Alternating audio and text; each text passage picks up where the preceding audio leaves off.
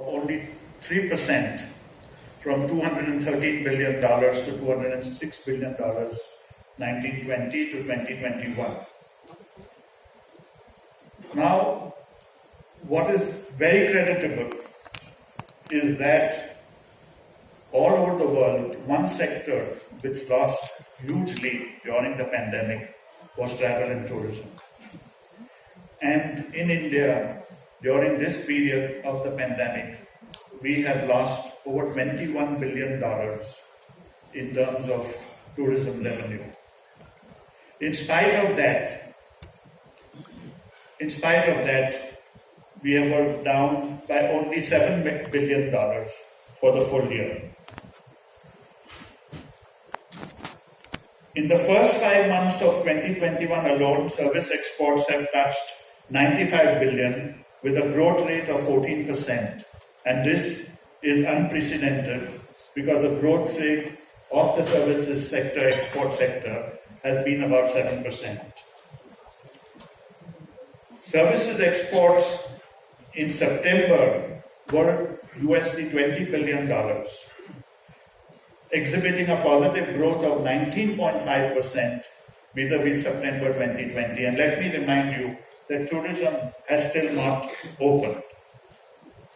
Based on the trends and present performances of the sector, SEPC has projected a target of $240 billion for services exports in FY 2021. And it is because of this that we are today organizing this Global Services Conclave. While there will be talks on key service sectors, the overall focus will be on capacity building, enhancing competitiveness, MSME support, creating employment, policy recommendations, and more.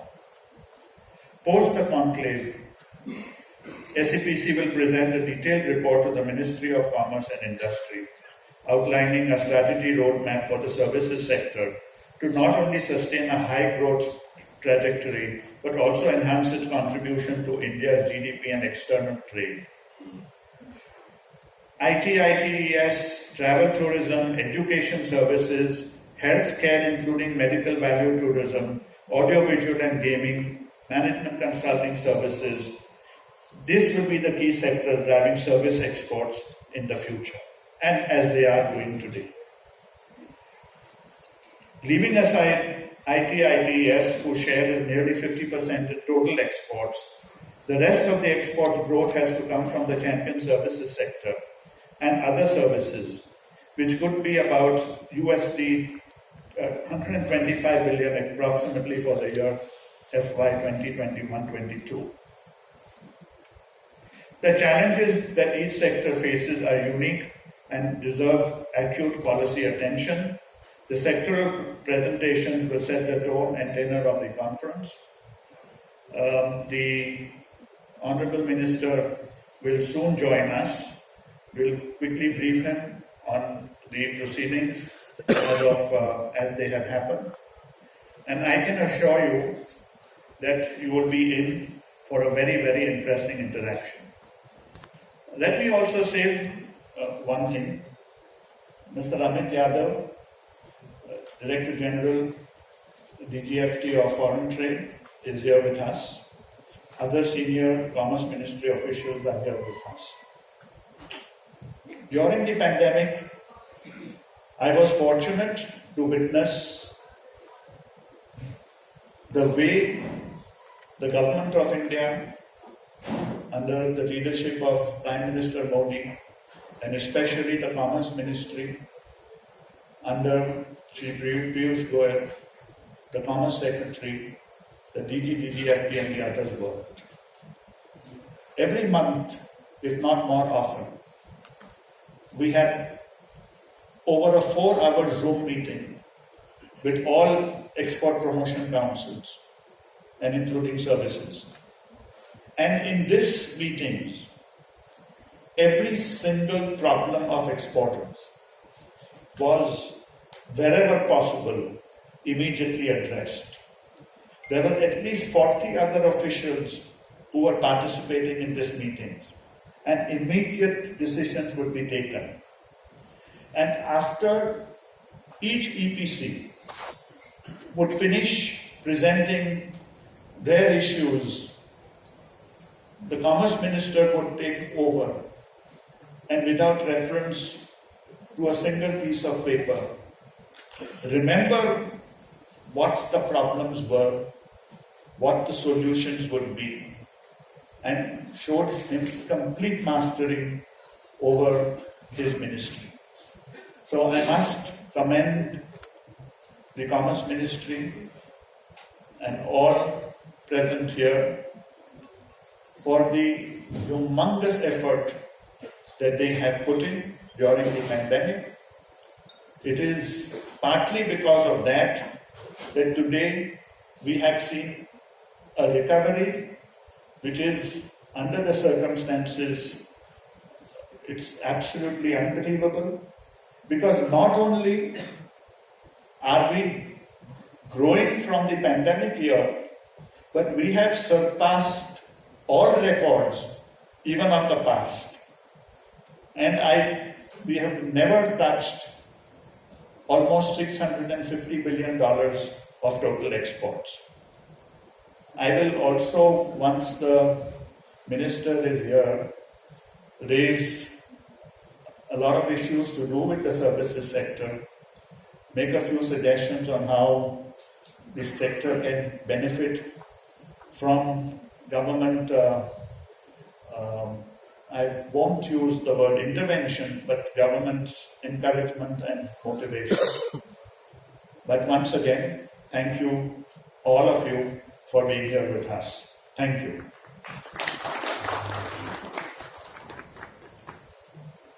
Thank you so much, Chairman sir. May I now request Shri DarpanJain ji, IAS Officer, Joint Secretary, Department of Commerce and Industry, Government of India, to kindly address us.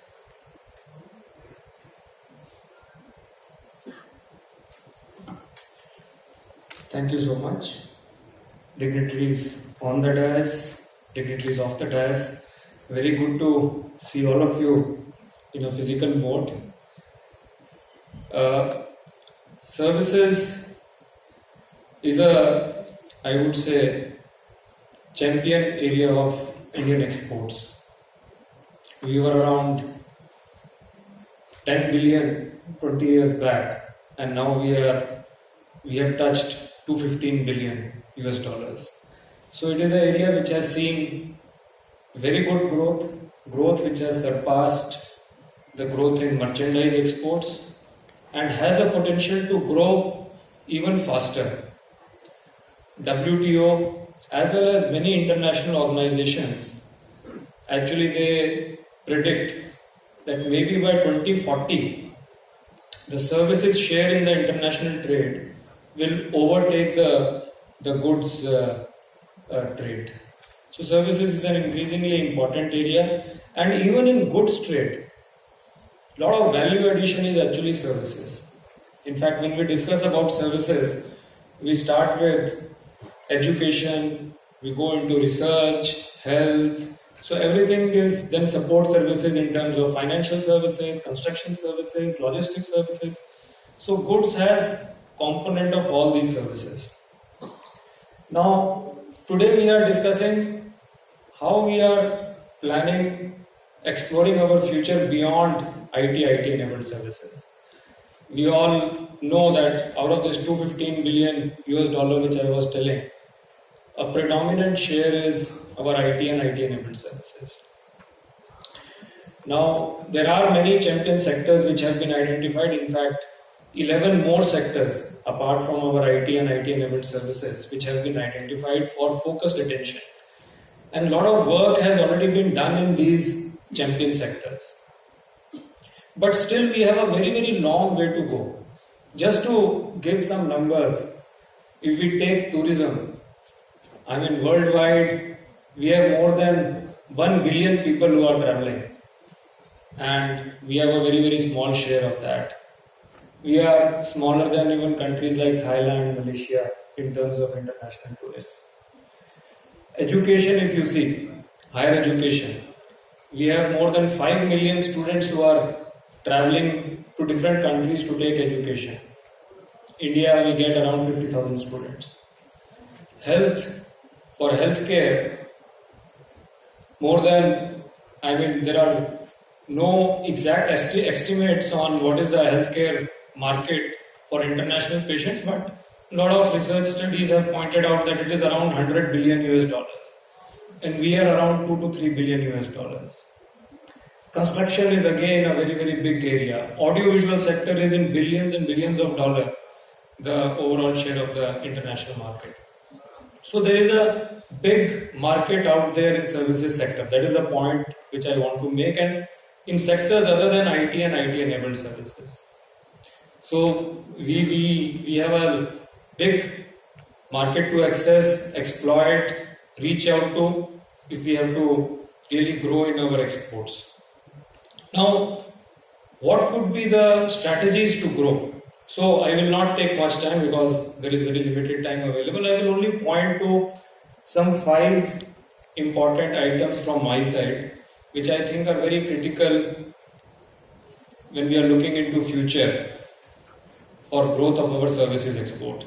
The first, which has been actually very much emphasized during the pandemic also, is online delivery of services. How can we leverage the digital platforms? How can we become part of digital e-commerce? How can we deliver our services through a remote mechanism? Our IT and IT enabled services actually did not lose their share during the pandemic. And most of the countries have sensitivities to people traveling to their countries, giving work visas, allowing them to stay in their country. So we are finding there is a pushback on that, but there is a lot of receptivity to digital delivery of services. So how can we become more adaptive in delivering our services remotely? In fact, health services is the biggest example and the biggest, I would say, revelation during the pandemic.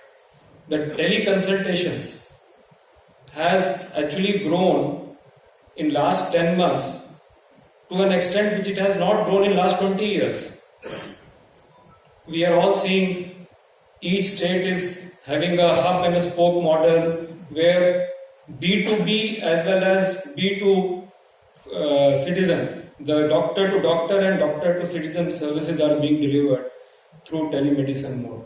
So there is an enormous potential there. So I would strongly urge that all our businesses, to the extent feasible, should try and look at digital mode for delivery of their services.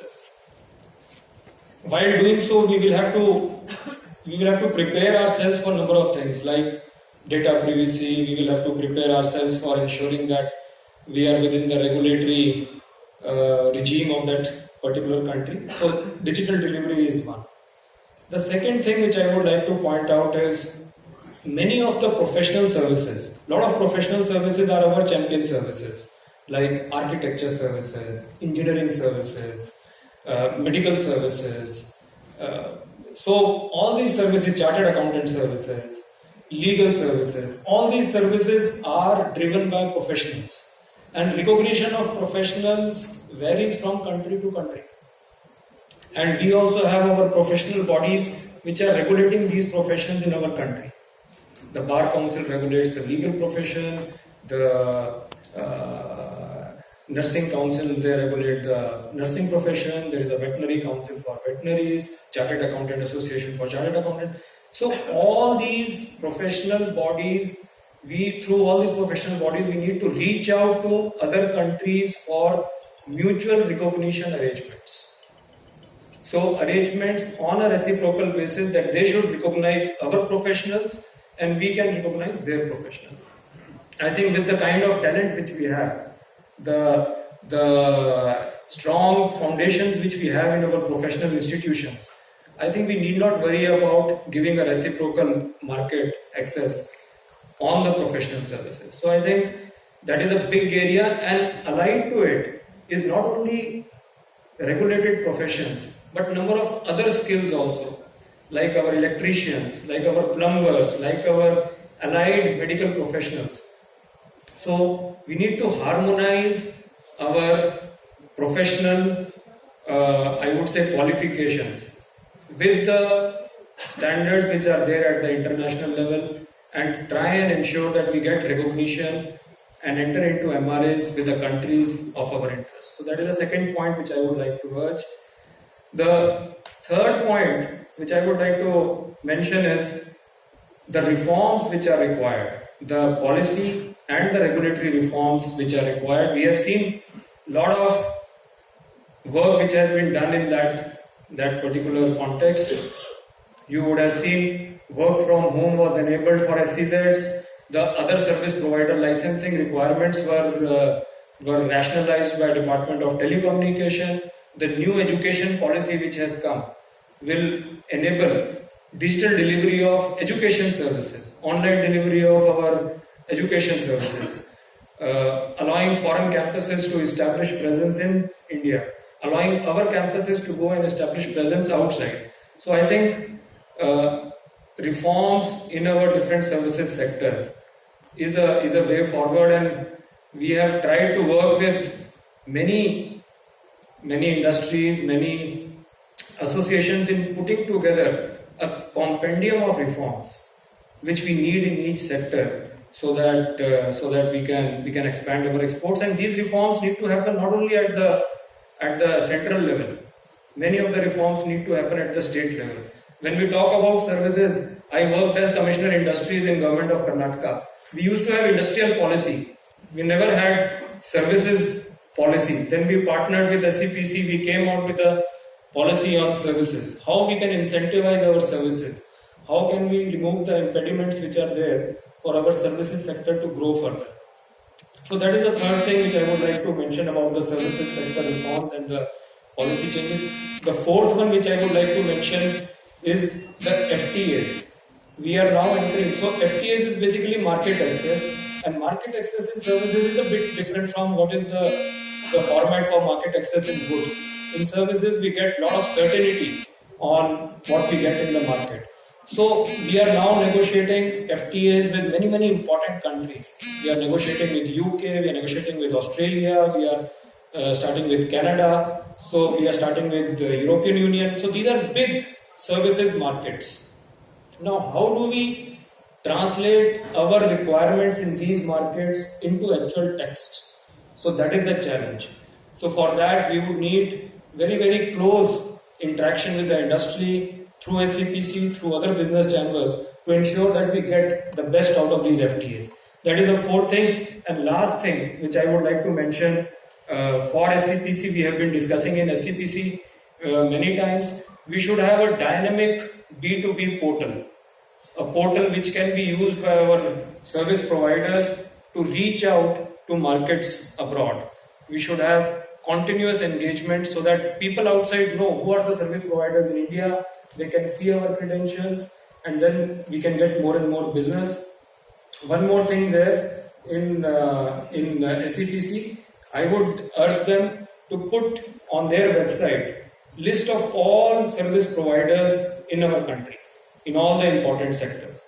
So if that is there, I think we can present to the world that different service providers are there, and our missions abroad can also use them to try and facilitate our businesses in getting markets abroad. So these were the 5 points. I will stop at that. I will not make it very lengthy. So thank you very much. Look forward to interact with you. Thank you.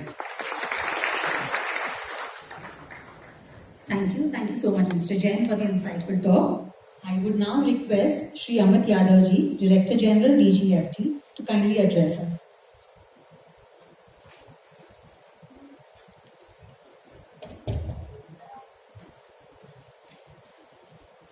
Good morning, everyone.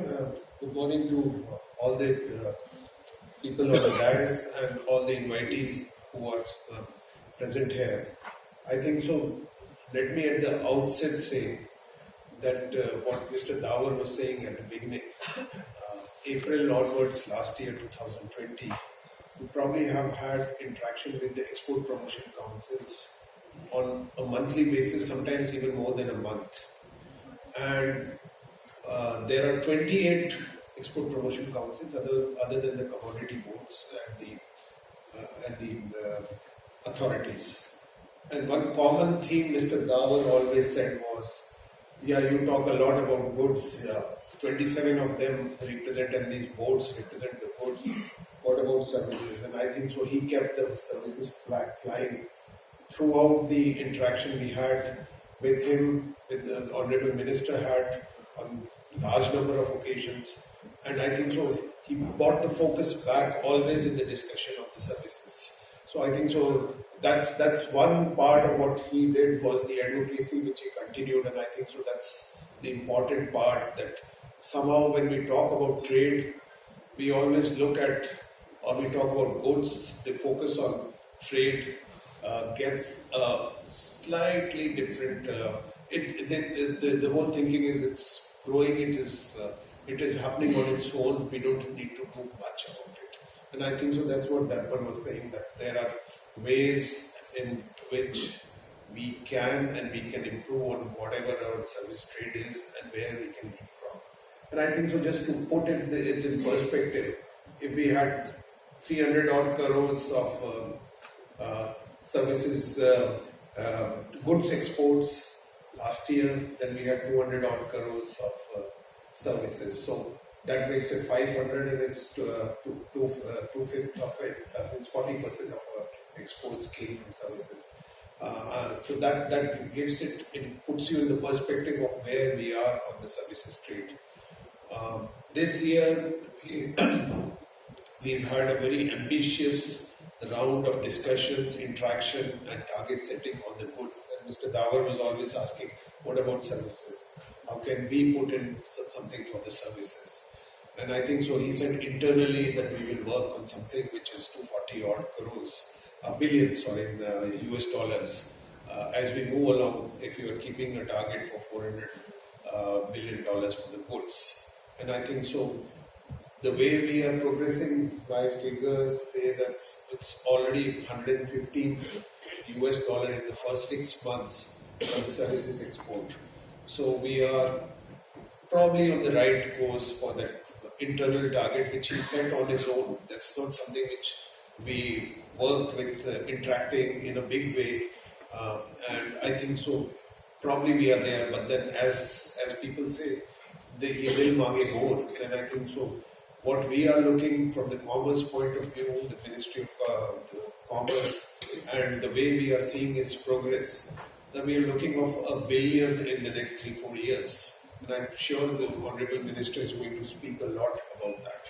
So potential of services is, I think so, putting it in the perspective, potential for services is something which we all recognize, which all of you probably are contributor to it, all of you are working for it, and the role of services in growth, in contribution to economy, in employment, in trade, I think so, all are given. And we need to work continuously on continuous improving it. And I think so 2 or 3 very critical key factors are there. If you have the quality of services, if you have high standards, and it's right pricing, where there is no stopping us in as we move for higher services. And what we have seen during last 2 years, how we experienced it in my organization, in the DGFT, in the government and otherwise, how the services can be used, how we can, without movement of people, how we can still deliver services. We saw it, as Darpan was talking, on various delivery services. We saw it in doing businesses and offices, and we saw it for the huge online education which happened across, from the primary school or even pre-nursery school, right to the higher education and technical education happening. And the other was also on the delivery of health services. And we saw it very clearly, large number of people reaching out to doctors. Doctors could move, the lockdown was there, and so on and so forth. They also were not comfortable interacting with large number of patients, and how that was delivered through the IT platform. So I think so the merger of technology and the use of technology for delivery of services is as we move ahead, and whether it's in the field of health, whether it's in the field of design, whether large amount of our design actually happens online or through the IT platform. But sometimes the classification becomes a challenge. By how does it get classified when it's coming up in capturing of data? And I think so that's one challenge we are continuously facing is with regard to the data on services, the quality of data, and the sectoral breakup and how it's classified. Because that again then brings the focus, how we can actually know what is happening. Otherwise, a lot of also what we see is goods bundled with services move. And when goods bundled with services move, we don't know how much is part of it is actually good and how much is services. But it gets embedded, and it's probably the way the data is reflected it can give a different picture. And I think so that data would remain a issue, a work in progress, and I think so SEPC should need to work with the various agencies, whether it's the DGCIS, whether it's the RBI and other stakeholders in improving the data management, the data governance and the data usage. We also had a very, very significant contribution for the SEPCs, and what Darpan was saying was that when we were looking at the Wanijya Saptah and that interaction in Wanijya Saptah, and I was holding meeting with the EPCs and allocating various states to various EPCs. Mr. Davar said, what about me? And then we were not sure, and then still we handed over Karnataka and Uttarakhand, and they did a wonderful job there. The SEPCs worked with the state governments. The Wanijya Saptah was a concept of connecting the districts as an export hub, and the districts as an export hub is from where all the goods and services are delivered, either manufactured or provided. And if we can work on strengthening the district, identifying the challenges and addressing them, then that becomes the way to feed from district to the state and to national and to the international. So that district acts as an export hub, and taking that as a part of it and taking it all the way across the country was a very massive exercise. And I thank SEPC in its contribution and the great support it provided during the Wanijya Saptah held on the September 21st, I think so, from 21st to 26th September in this regard.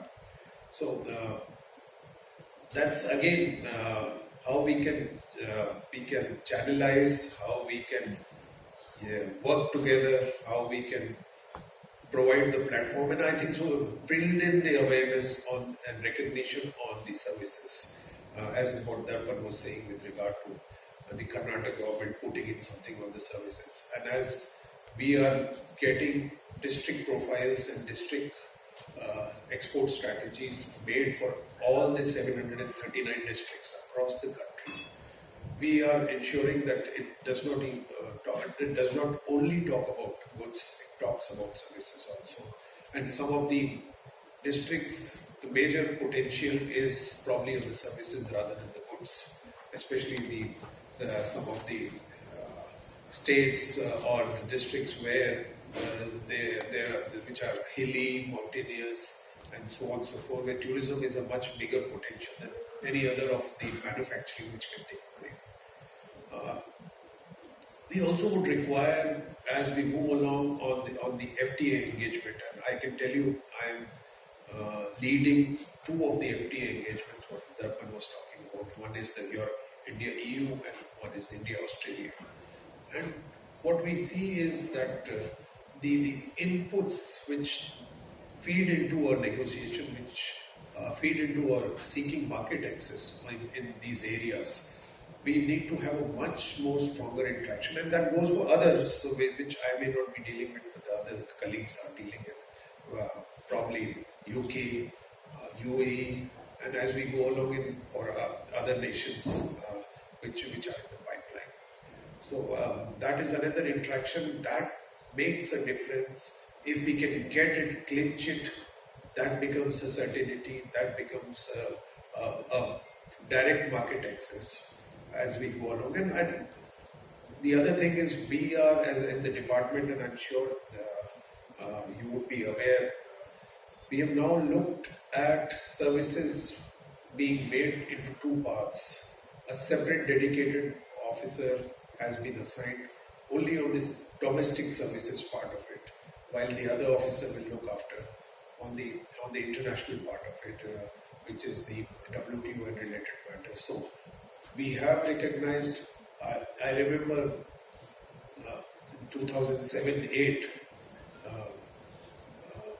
services was handled at the director level, then it moved from the director to the joint secretary level, and now we have two joint secretaries who will be looking after it. So that also shows the way of thinking of the government on a special focus on the services sector. But it all works through with working with all of you. The government provides the right kind of policy support. The government provides the right kind of impetus to it. But there are sectoral issues, sectoral challenges which we have to address. On the role of missions as we move along, I think so. Roles of missions have been clearly defined as a strategy for the services exports, and therefore there is a need that a greater interaction of SEPC are reaching out to the missions. And I see in the program, as was pointed out, that some of the ambassadors or high commissioners would be participating in this today's event. That again is that linkages which is there. Because if my service exporter is facing challenges on market access or other challenges, or getting a contact, the missions can play a role. We are advocating and we are taking it as a policy step in this regard, that how we have a greater interaction and a role of missions in the trade part of it, trade tourism and technology part of it. So I think so that's another area where there is a lot of work to be done. And we are also looking at all of our interaction, and what we have seen in the FTAs has been largely on the Mode 4 part of it. Mode 4 obviously is our strength, and we continue to have that strength, but we need to look in how we can, even in Mode 4, how we can get those challenges, as was mentioned with regard to MRAs, as was mentioned, or as we move along, on how do we leverage. If our students are studying there, can the students who are studying there have a work visa as a commitment in the FTA, and so on and so forth. So we need to explore, and I would request all of you to provide those suggestions, so that strengthens our greater presence of services, our greater services export and growth, which is possible. There are huge possibilities. We need not go into them. I'm not going into the potential of the services, but I think so that's another important part of how we can leverage from where we are in the present context. There was a challenge when I joined as DGFT with regard to the SEI scheme. Mr. Davar worked very closely with that. Some may say that it is not the full complement which was asked for, but at the end of the day, we managed to get something, a long pending 2 years effort on the 1920 allocation, which obviously is a big relief. And through this platform, I will urge SEPC and all of you present here to pass on that the applications dates are till 31st December. So people who don't file within 31st December will not be entitled for any claim. So I think so that message needs to be carried far and wide across the community with regard to the people who have to file claims. And again, we are also focusing on the supply chain resilience part of, and as part of the global value chain, again, services become an important component, whether it's on distribution services, on the e-commerce part of it, or providing through various other mechanisms. So as we move along, we need to look at all of these aspects. One challenge which is a continuous endeavor is the how do we improve our domestic policy and how do we look at domestic regulations of the other countries. And I think so that is where we need to continuously work on sector by sector domestic policy improvements, and then those suggestions need to work on whether it's across the sectors. And I can tell you there are huge scope on how our domestic policy changes. A simple thing like a new education policy has components which can build into the services sector, and that becomes a reform process. So that reform is a continuous part of it, and we need to work across sectors on those reforms. But at the same time, we need to look at the domestic regulations of other countries and the challenges which we face in those domestic regulations to get those interests on getting the services growth for exports and obviously the services growth within the country. I think so I'll stop there. I think so I've exceeded probably my time, but I thought I'll share some of my thoughts and views and on how services can and is one of the most important component of the whole GDP growth, the whole success of the country, and also how it can contribute more to trade as we go along. Thank you so much. Support and the encouraging words. We now move to the sectoral presentations, and to start with that,